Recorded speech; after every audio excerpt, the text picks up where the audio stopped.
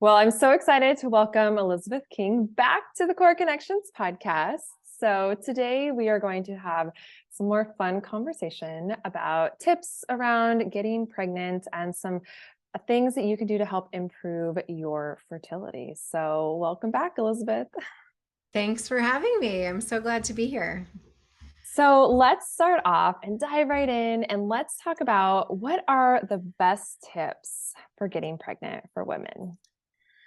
So I feel like that's, at least in my world, it's two separate things as far as getting pregnant naturally. And then there's the side of somebody who's maybe already been trying to get pregnant for a long time and they've done all those things prior. So we'll start with the natural, right? So they're just starting out. I always say it's great to kind of get yourself prepped 6 months before you know you really want to actually be pregnant, right? So and why that is because our eggs go through cycling and every 120 to 150 days. So we are able to affect change on the quality of our eggs based on what we're putting out there. So let's say you start in January and you know you want to get pregnant in May.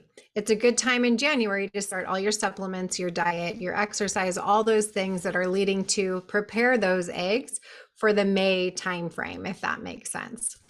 So, circling back to that, what would you do in January to start preparing? And those things are, first of all, start with your supplements. Take a look at, most people start to say, okay, I'm going to go to get a regular prenatal down at CVS. Prenatals are a great way to start, but we want to make sure that they're a grade level that would be like a pharmaceutical grade. Sometimes even your OB will write you a prescription for a prenatal, which is great. But even still, the levels of that prenatal vitamin need to be specific for your body and what the levels that you need. So for example, the vitamin D, you want to get about 5,000 IUs a day pre-pregnancy before you get into that state. So if you're already at a high level and you get your vitamin D level checked, then you may not need to be intaking 5,000, right? 2,500 might be good for you. And if your prenatal has some of that, you'll want to back that out as well. So that's what I mean when we talk about prenatals and seeing what else needs to go into that.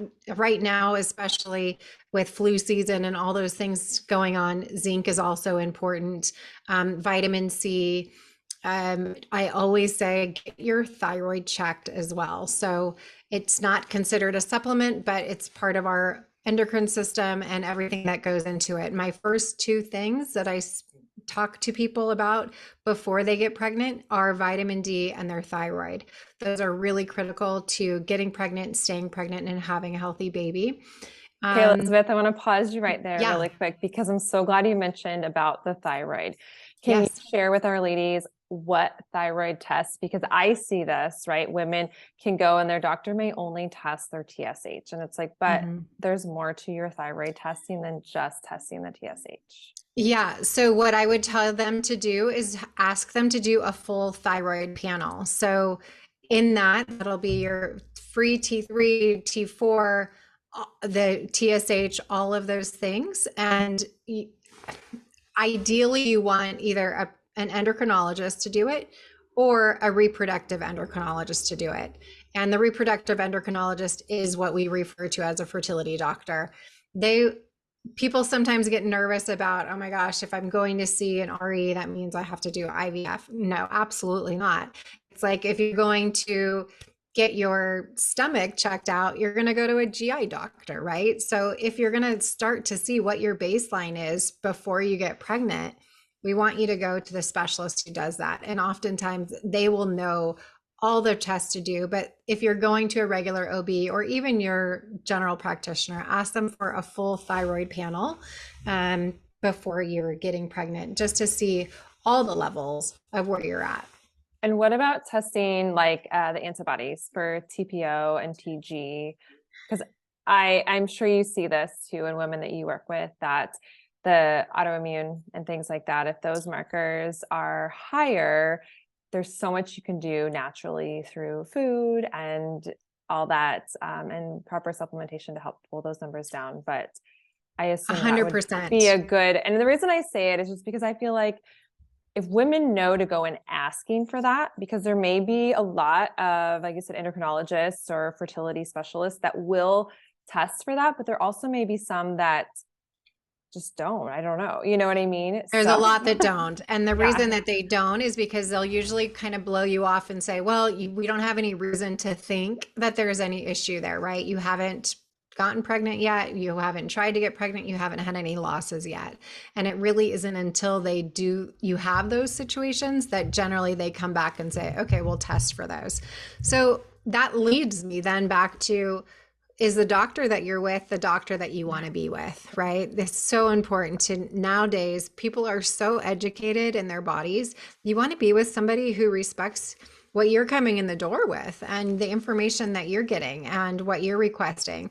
And my opinion is it's no skin off their back to run a few more tests. Your insurance is paying for it or you're paying for it out of pocket. So, why not get your MTHFR and all these other things checked out beforehand? Because it does matter. And speaking of that inflammation and the autoimmune situation, I was just at a reproductive medical conference a couple weeks ago. And one of the sessions that I was in was really talking about our egg health has much less to do with the age than we initially thought, and much more to do with the inflammation in our body. And that's why they're considering changing this over 35, under 35 number. Because like me, who had 3 kids over 41, it's not necessarily our age. It's what's the inflammation in your body? How are you caring for your body? And now that we know so much more about our bodies and inflammation and all of these things, we're able to do better. And in doing better, our eggs are healthier. And so if you have a doctor that just blatantly says, and I had one of these, well, it's your age, you need to have egg donation or whatever because of your age. Don't buy into that unless you really do think that that is the case for you, and it may be. But at the same time, if you are somebody who watches out for what foods cause inflammation in your body and what you're doing and taking and how you're caring for yourself, that doesn't necessarily mean that your eggs are going to be following your biological age, right? Your chronological, if your 41-year-old body is having 41-year-old eggs, that's really not the story anymore. oh, I'm so glad to hear that. And Elizabeth, I will second the whole, I mean, I was younger having my babies, but I have worked with a lot of women, 35, 40s, having their babies, and everything works perfectly fine, and I think, Absolutely. and I always am reassuring everybody. I'm like, because it seems like they go into their OB and there's a little bit of fear that's there, or maybe it's a lot too, depending on the bedside manner of the Yeah. OBGYN or the specialist or whoever they're seeing. And it's like the medical puts that fear into women's heads that like, oh, well, because you're over 40, these things can all be harder for you, or blah, Totally. blah, blah, blah, blah. And so that makes me really excited to hear that, right? So if we're taking care of our body, we're doing the things, right? Yeah.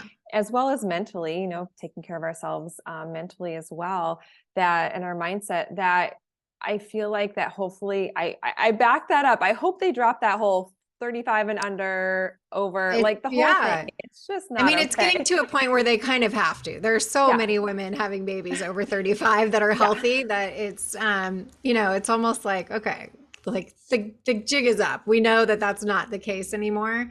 Unfortunately, there is a lot of misinformation and people that still have this idea in their head that over 35, they're going to have a baby that has issues.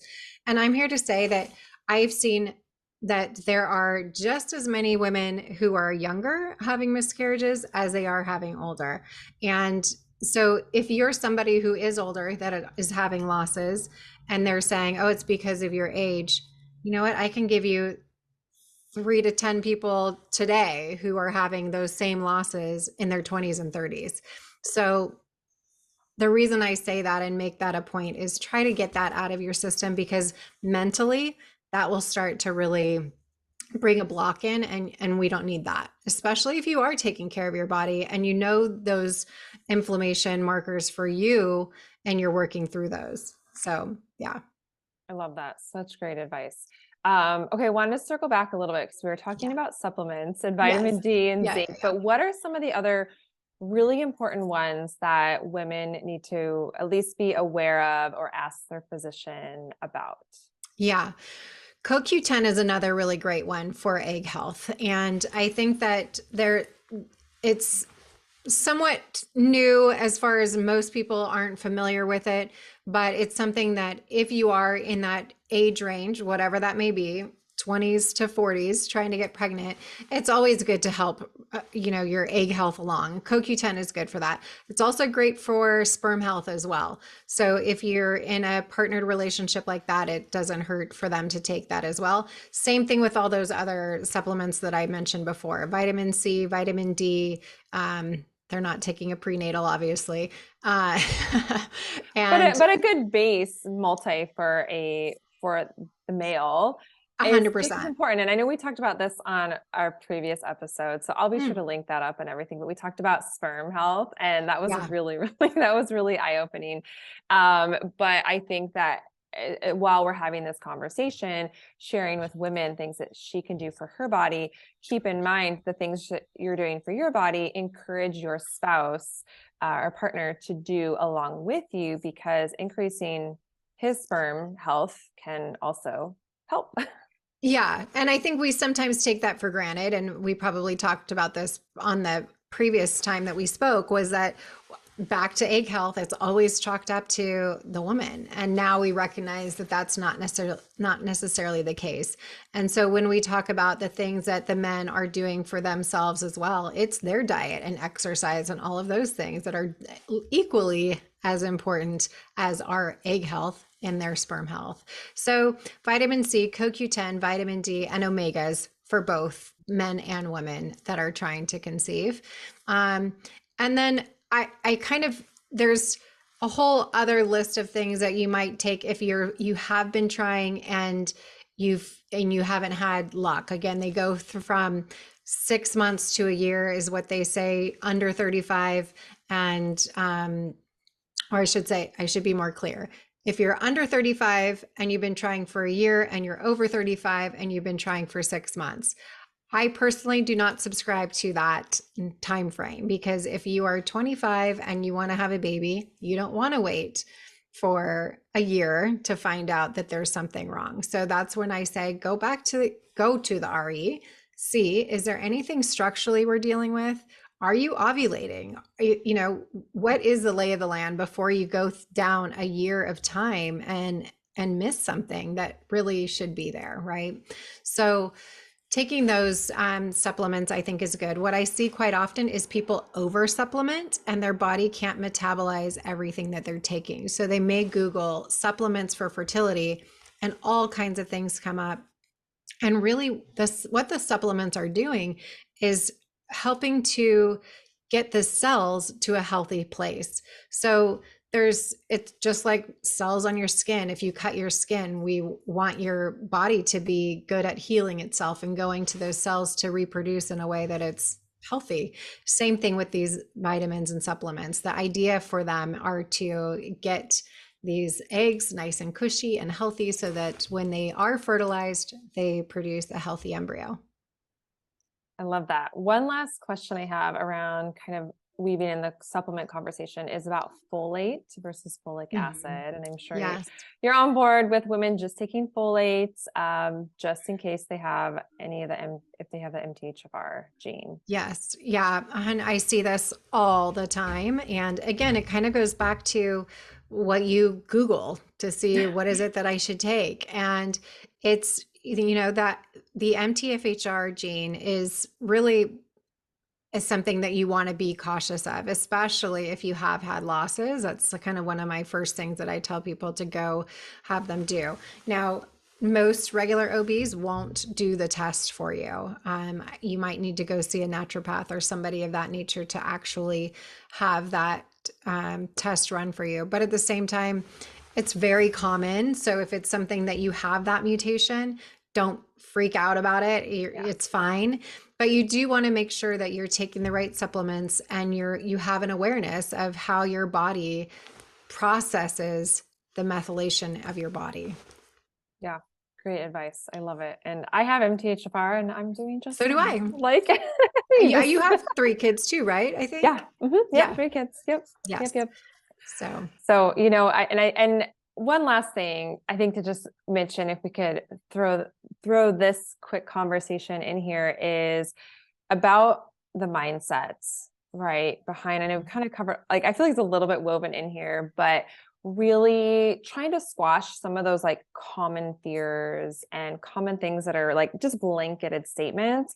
yeah. And those blanketed statements aren't looking at individual women. They're looking across the board. And, you know, Mhm. so I think that that is something to keep in mind, just like kind of putting your blinders on, right, with some of this stuff. And if this is something, you know, trying to get pregnant is something you are really wanting right now. I mean, if you're watching this video, listening, it's likely something for you. So, you know, putting those blinders on and really starting to see yourself being pregnant and in that space and your growing family. I think I personally love to teach a lot about visualization. I think it's so powerful. The more that we can spend time in what it is we do want, that means less time we're spending dealing with fear, gremlins, and all that kind of stuff that can kind of tend to creep in, right? 100%. I mean, the mental aspect of it is my jam. That's where I spend most of my days with my clients. We work through a methodology called Psych K, which is a reprogramming of the subconscious mind. And a lot of people will say, well, I've been doing these affirmations all the time and they're not working. Well, that's because that's your conscious mind, where 2% of your day is in the conscious mind. 98% of you live in the subconscious mind, you being all of us, right? And so if your subconscious mind isn't on board with what you're thinking in your conscious mind, then that's not going to work, right? So if I'm 41 years old and I'm trying to get pregnant and my subconscious thinks it's not possible, but my conscious mind is like, well, no, I can do it. I can do it. I'm able to create. I can do this. It won't happen because my subconscious mind is 40 million times more powerful than my conscious mind. So sometimes people aren't even aware that they have blocks. And that's where I see people that come in that they're like, I've been trying for so long. I'm doing everything right. I'm doing my supplements. I'm exercising. I'm, eating all the right foods, and it's just not working. And that's where we really dive into this work. And it's kind of along the lines of, because it's reprogramming subconscious mind, it's similar to hypnosis and those sorts of things, but it's way faster, and it works way more effectively in the fact that we don't have to bring up any kind of trauma as to why you might have that. We just know that we take on some of these programs throughout our life. And a very common one is the babies over 35, because forever we've known that if you have a baby over 35, it's going to have something wrong with it. And that's just not the case. Absolutely not the case. I know so many healthy babies from Yeah. women who had Yes. their healthy babies over 35. So yeah, I love that. I love that work. I think that is a big part of the work that is missing just across the board when we start talking health and wellness. But yes, I love the work you're doing, Elizabeth. So awesome. Thank you. Okay, let's shift gears a little bit. I want to move on and talk about specific foods for trying to get pregnant. So what are the best foods to eat when trying to get pregnant? Yes. So again, people can start to Google foods for fertility. And I think this is a very common thing that someone does, and fair enough. However, my first number one caveat is hold up a second, because there's a lot of foods that supposedly are good for fertility that people have major food sensitivities to.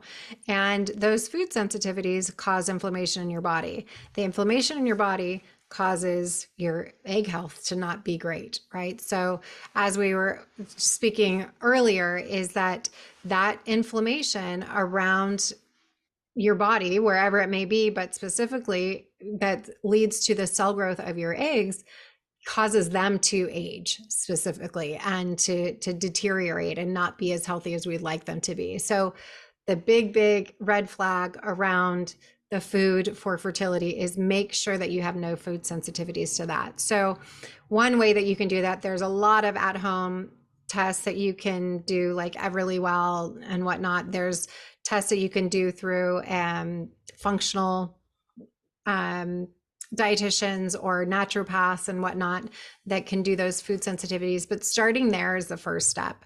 Once you've kind of determined what your food sensitivities are, I think the next step is to look to see, how does my body digest these foods that I know that I can take on, right? So the reason that we talk about digestion too is your visceral system is also in the same place that as your reproductive system. So if somebody has a little bit of a hard time eating leafy green vegetables, that's taking energy away from the reproductive system.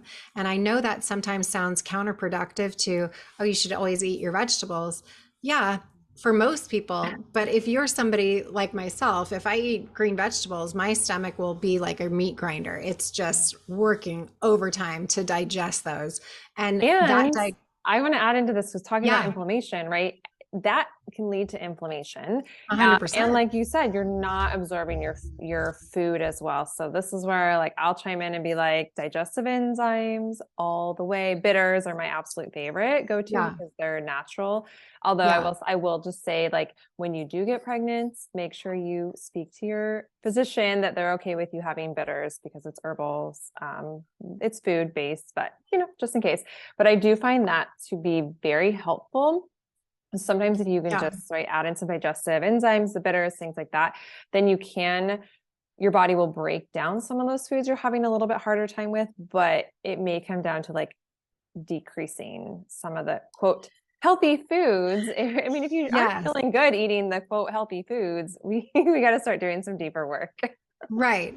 So, and some of those just kind of high level healthy foods for fertility. A lot of times they say the Mediterranean diet is best, which is your higher healthy fats. So salmons, high natural butters, things like that. A lot of those omegas that are coming naturally from food and the nutrients in food.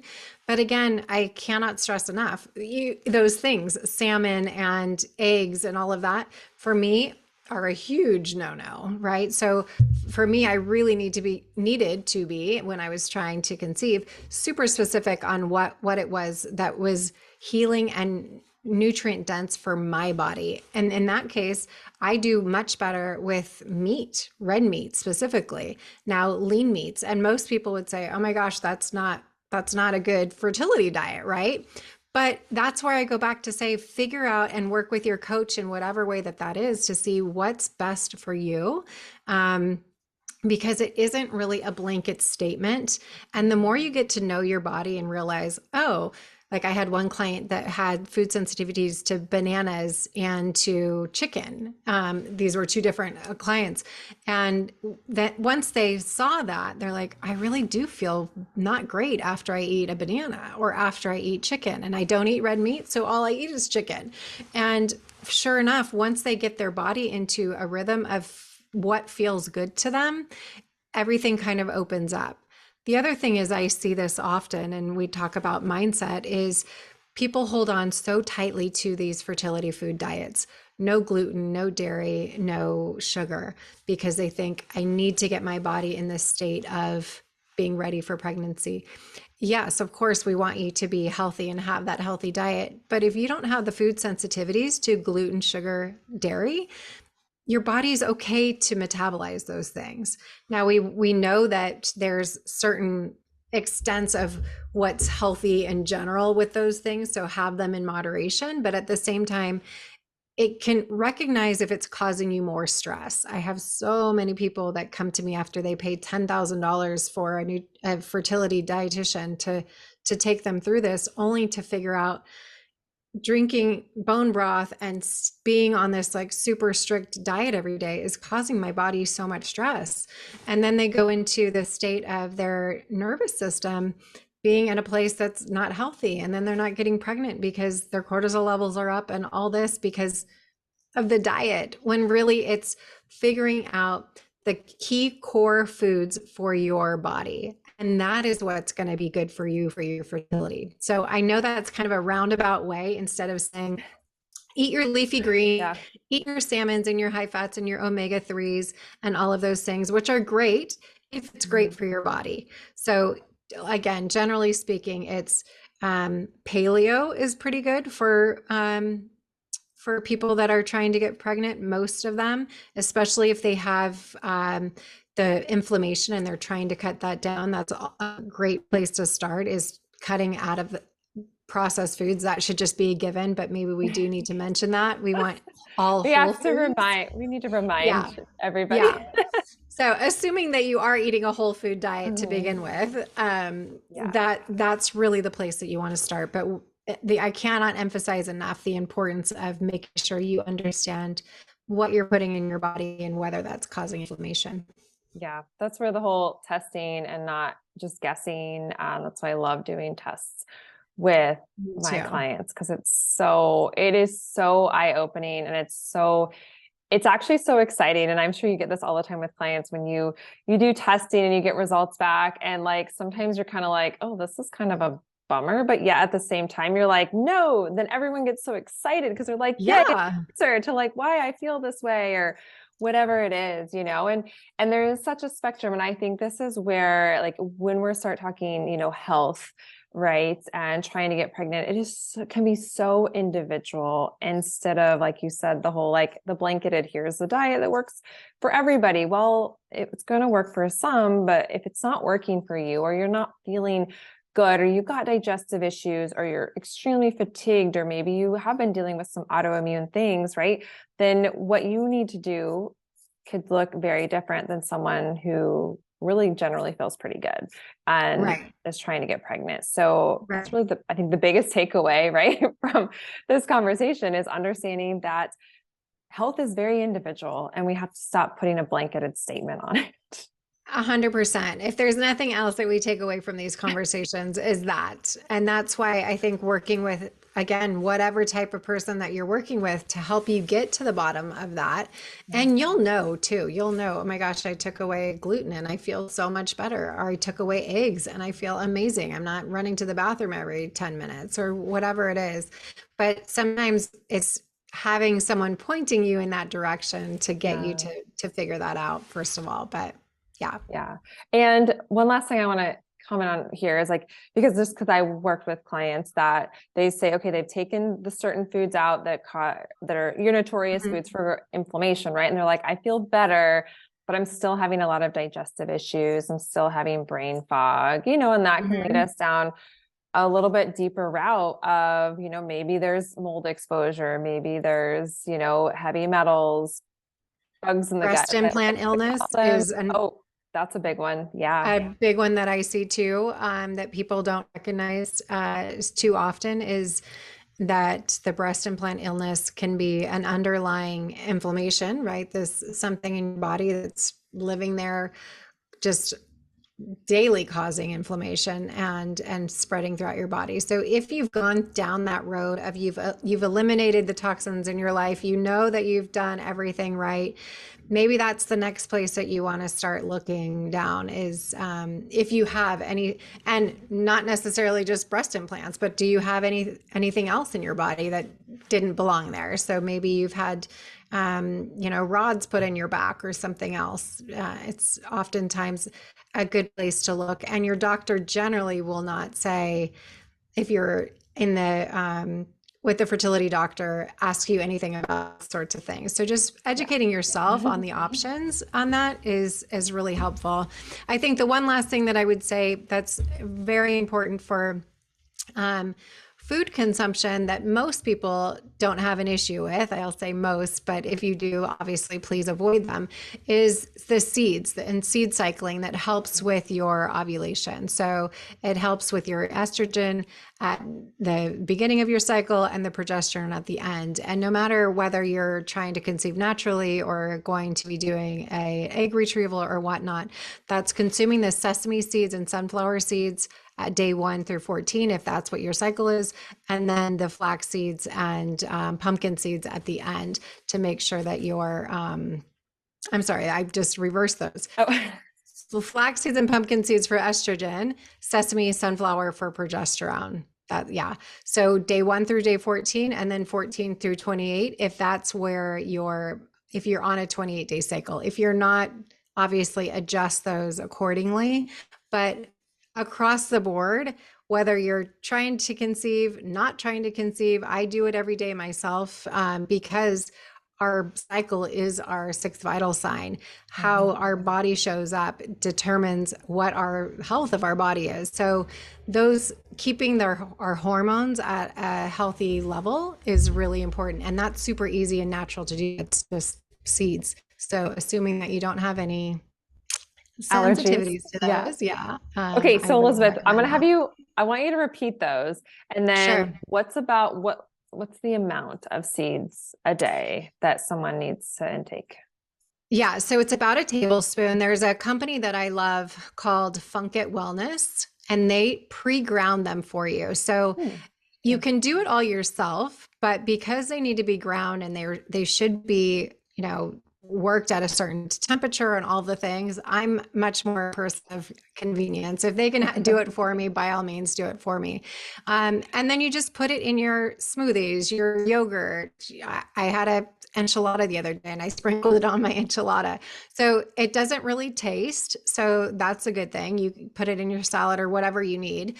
And again, it just helps regulate your hormones. And especially if you are trying to get pregnant, it's great. So from the start of your period until ovulation, you support the estrogen production by consuming the ground flaxseed and pumpkin seed. After ovulation, we want to build up the progesterone for your lining, and you consume the sesame and sunflower seeds. So really getting those into your system in whatever way you can helps at any age and any time. And it's really kind of a no-brainer to do. Awesome. I love that. Thank you for those tips. Yeah. Okay, let's move on and talk about exercise and fertility. So, what is the connection here? Yes. So I feel like this is a question I'm sure you get all day. This is one of your wheelhouse, really. But as I was, well, I don't know if we're looping these together, but mentioning the visceral system and everything that goes into it. So when our reproductive system is trying to function, it takes a lot actually to know that it's working on a 28-day cycle. We want to make sure we're bleeding enough. A lot of people actually aren't bleeding enough. They either feel like they're bleeding too much or not enough. So that's another thing that the seed cycling can help with. The increasing the estrogen and progesterone at the right times of the month will really help with that. But also cycling your exercise with your cycle as well, and knowing when you're exercising and the output that you're doing is at the right times also. A lot of people that I see are into heavy exercise. They're doing CrossFit and weightlifting and all of these things, and their body is literally recovering every day. They're pretty proud of the fact that they're working out hard 6 days a week, but 6 days a week, their bodies have to go back and repair muscle tissue, right? So those cells are going to that muscle to repair that little tear that it's done. And they think, oh, but the burn feels so good. Okay, that's fair. I get that. But when you're trying to conceive, we want your energy to be going to your reproductive system and really focusing on that. So the lighter exercises are really what I personally recommend doing when you're trying to conceive. And then 12 weeks after you conceive, I also recommend staying on a very light exercise, regardless of where you're at, because some doctors will say, oh, well, if you're used to running marathons, continue running marathons, you're good. From the perspective that I come in, where I see losses quite a bit and the trouble with people getting pregnant, the last thing you want to do is say, I miscarried and I don't know if it's because I was doing this or that. So my recommendation, and how I was taught this from my doctor too, was just lay low for the first 12 weeks. You can still move your body, but just know that you're not doing anything to risk that, because we take on enough guilt when we have a loss. The last thing we want to do is because we were obsessed with working out and we had to get this hardcore workout in. Yeah, I love everything that you just said, and I'm just going to expand on it a little Yes, please bit. do. Because yes, and having worked with, different women over the years, I work with a lot of women during pregnancy, postpartum. I also get women prior to pregnancy, and I love getting to work with women who I know are preparing their bodies for pregnancy because that's so exciting to me because I'm like, oh, Yeah. there's so much that we can do leading up to pregnancy that's very nourishing to our body. And that's the word that I've been using a lot more of when it comes to exercise. I actually like to use the word movement. Mhm. We're doing if I can talk now, we are doing nourishing movement for our body. Well, we really should do that as women, like forever. Let me just put that out Yeah. there, right? Doesn't matter. Yeah. I don't care if you're like, I don't, you're 20, and obviously if you're listening to this, you're probably not that young, but maybe you are, or you're 60, right? Like we should be doing nourishing movement all the time. And I maybe, feel like you see those people that live till they're 90 and they're like, I went for a walk every day. I did yeah, something, I moved my body, right? yeah, There's something to that. there is. And so, okay, so that just everyone keep that in mind. And I will say, I can't even count the amount of women that I have coached to pull back their exercise Right. and we get better results. Not even 100%. talking fertility or any of that, just in general, because what are we doing? If we are doing high intensity training all the time, we are running, we are just kicking our butt, we get this, women think they need it. And it's a conscious, like, it's like a fake, okay, you do get an adrenaline rush from it, right? But it's like a fake stress release. I call it a fake stress release because in the moment you feel like you're getting all your stress out and it's working hard and you're sweating and all that stuff, right? You feeling the burn, all of that. But what you actually can be doing is causing massive inflammation in your body, which we talked about in our previous conversations. And you can be really, really messing with your cortisol. And so cortisol, right? Like we think of so many times we think, oh, well, high cortisol is what leads to, weight gain, things like that. But maybe you're not having any issues with weight gain. So you think, oh, well, my cortisol is fine or whatever. Well, maybe it is, maybe it isn't. Cortisol can lead to inflammation, but I actually see a lot of women who then start to have health issues and they're actually plummeting. Their cortisol is actually plummeting. They don't even have enough cortisol to hardly get through their day and they're tired and all that. And so all that high intensity training that we're doing, plus whatever stressors may be going on in life or in the past, like all those things have compounded. And yes, our cortisol will raise at some point. For some people, it may only stay raised for a couple of years. For other people, it can stay raised for 20 years. And Yeah. then it starts to come back down. And instead of, if you haven't changed your lifestyle and your workout habits, we'll actually end up having too low of cortisol. And then that to me is even a bigger problem than high cortisol. We don't talk enough about that. But I Yeah, think with absolutely. exercise so much, I see people who do a lot of exercise, and I think there's this, we can sustain it for so long. I used to be a massive over exerciser, like just destroyed my body in my early Same. 20s so much. Like I'd be that crazy person that I would, when I was in college, I worked at the gym, I taught, I trained, did it all, right? I was teaching classes at all crazy hours. And if I couldn't fall asleep right away when I went to bed at night, I'd be like, oh, gym's open till midnight. I'd head in there, go for a jog or whatever it was. And I look back now and I was like, that was nuts. Like you should not do that Yeah. because your body needs to rest and recover. So when we are constantly pushing and pushing and pushing our body, all of our energy is going to that. We're increasing inflammation. We're increasing our stress response, which is the opposite of what we want when we're trying to increase our fertility and we're trying to get pregnant. Now, that said, I'm the first person to tell you to do movement every single day. Do movement. Amen. Maybe you want to do, you can, here's the thing. And I even teach HIIT training in some of the stuff that I teach, but I also teach it in a way that's, we can modify it. So you can still feel like you're getting a good workout, but we're doing it in a much more manageable way. And honestly, you should only be doing HIIT max 2 or 3 times a week, max. because your body needs that recovery. And so maybe you still want to go for a light jog, but instead of doing it every day, you're going to do half of that. Instead of doing HIIT training every day, you're going to do 2 or 3 times a week. We're going to start to weave in more gentle working out, right? And yoga, Pilates, everything that I teach is very nourishing. And yes, 10 and 15 minutes of movement can be very beneficial. And we don't have to do an hour of kick butt to get results. And it is amazing to me how many times women will actually, they're like, okay, I'm going to trust you. I'm going to do this. And they start to feel stronger. Their energy starts to come back. But in the beginning, it is a mindset shift more than anything. It is all mindset shifting or shifting our mindset about our exercise, thinking we have to do this, or we're going to gain weight, or we got to burn the calories, or like we got to kick all that crazy nonsense out the door, because Yeah. it's really not true.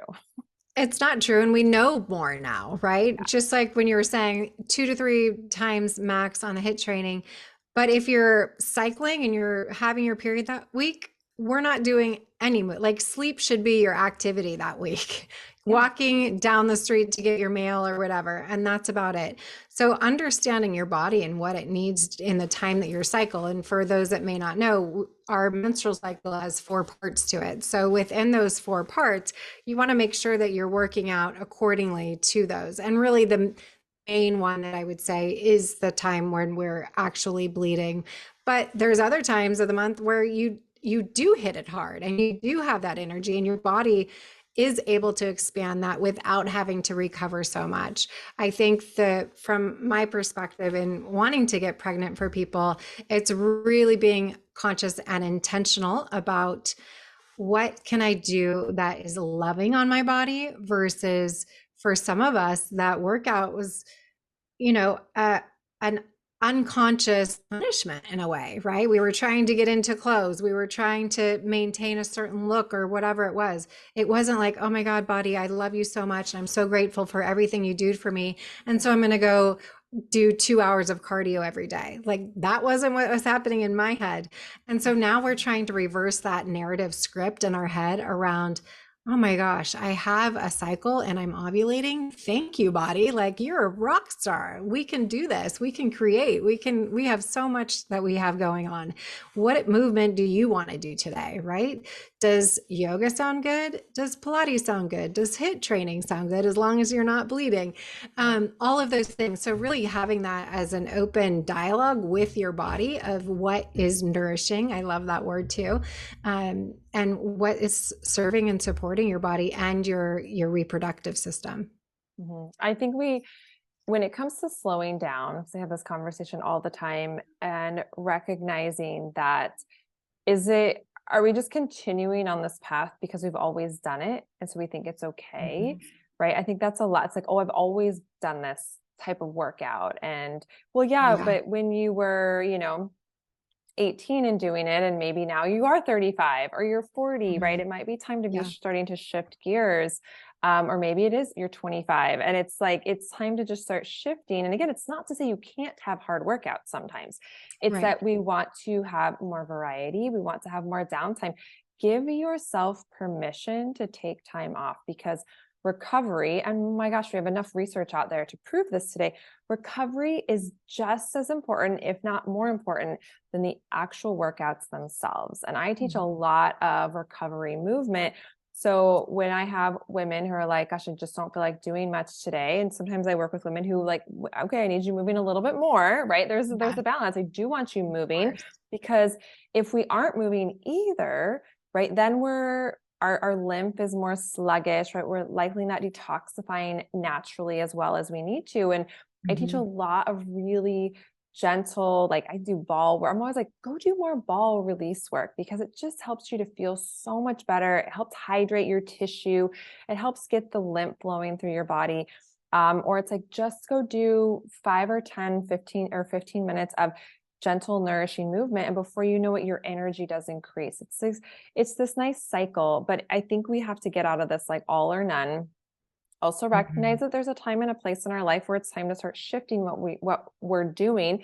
Give ourselves permission to it's okay to do a little bit less. And if we didn't work up a sweat today, well, that's okay, right? Like, Mhm. I think it's that giving ourselves the permission, because as women, well, women can be really hard on themselves. And, Yeah. you and I have And I had think, phases in life, and you learn from it and grow from yeah, it. I think recognizing the other things that you do in your life that count as working out that we normally wouldn't have said to, right? So if you're carrying your groceries from here to there or whatever, well, you're lifting weight. For me, I have three little ones that I'm lifting up and carrying up and downstairs still and in and out of the bathtub. Like those are weight bearing things that I'm doing to build my muscle day to day. And so again, I have the intention when I'm doing those things that I'm working with my body. So knowing that you're working as a partner with your body Mhm. rather than Yeah. it's just there, right? I think is really a beautiful aspect to say we're walking through this path together, my body and myself, right? As two different entities almost. Yeah, I love that. I love that. Well, thank you, Elizabeth. Will you share with everyone a little bit more about what you do with coaching? Because helping women get pregnant, whether they've had a loss or not. I know you work with women kind of in all spectrums. Yes. So we work one-on-one with women that are trying to get pregnant, and I hesitate to use the word trying to conceive, which is a very common term in this realm. We like to try to switch that to CCC, conceive, create, and connect, because that's a big thing that we talk about. We want to conceive, and as I've said before, we conceive in so many ways, whether that's your workout you're thinking of, um, a recipe you're doing, whatnot. Same with creating. We create every day in lots of ways. And the idea is to create birth within us. So we set out with the intention of that. Also connecting. We want to connect with other people. We want to connect with our own body. We want to connect with our spirit baby. We want to connect in so many ways. So we work through all of those things, mind, body, and spirit, when you're working to have a baby, and see what it is that from a logistical perspective, right? With the food, the supplements, the structural things, the doctor's appointments, blood work, all of those things, as well as the spiritual and mental relationship in regards to you getting your baby. And sometimes that doesn't work out the way that we thought it would. There's lots of different ways to have your path to parenthood, and we help you work through that as well. So the good news is there's a lot of different options now. Um, and we also work with coaching other coaches who are looking to help others on their path to help other women to get pregnant as well. So if you feel really aligned with women's health, maybe you got pregnant really easy and pregnancy was dreamy for you, and you think that you're able to help women to navigate their hormones and their diet and exercise and all of those things, join us for the Fertility Coach Academy. And you can do that as a side hustle, as a fertility coach, or as a full-time job. So we have so many people that are doing lots of amazing things. We're accredited by the American Association of Drugless Practitioners. So you will also be part of that if you're a graduate of the Fertility Coach Academy. I am a bereavement doula, which I actually love that part of my job, and most people don't know what that is. And that really is somebody who shows up for families in the time of their grief. So that can be an early miscarriage all the way to stillborn. And we help those families navigate through that time and what to expect, and really to do a full circle of the grief process so that their hearts can heal, so that they can go on and live a happier life without being stuck in that spiral. So, anybody who has experienced those things, it doesn't matter if it was yesterday or 7 years ago. A lot of times people still need to work through the healing of those losses. So let them know that there is something out there of bereavement doulas, or lots of therapists out there too that work through that it's never too late to focus on healing that loss and that pain in the heart from a loss. I love that. I love the work that you're doing. We just share your website for everybody. ElizabethKing.com. Awesome. Well, thank you so much, Elizabeth. And I will put I will link up everything below in the show notes. So Thanks, great to Erica. chat with you again and Yes. continuing this conversation that, Yes. what women can do when getting outside of the societal junk that's out there, right? Absolutely. Yes. Well, thanks for having me, Erica.